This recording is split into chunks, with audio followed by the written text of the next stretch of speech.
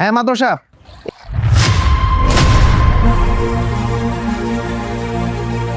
হ্যাঁ এটা আমি কি দেখতেছি, আধা কেজি দুধের মধ্যে যদি এতটুকু স্বর্ণ থাকে, বাকি দুধের মধ্যে না জানি কত স্বর্ণ আছে।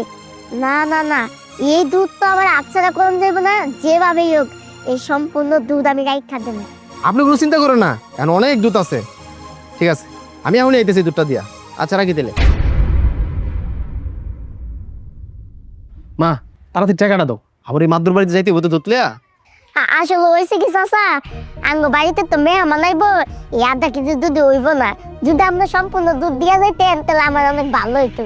আরে মা এটা তুমি কি কও, এই জায়গা তার এক ফোঁটা দুধ দেওয়া যাবো না, সব দুধ মাতবরে দেওয়া লাগবো। দেখো না মাতবরে লাগে, মাত্র ফোনে কথা কইলাম। আরে চাচা এরকম করতেছেন কে লিগে?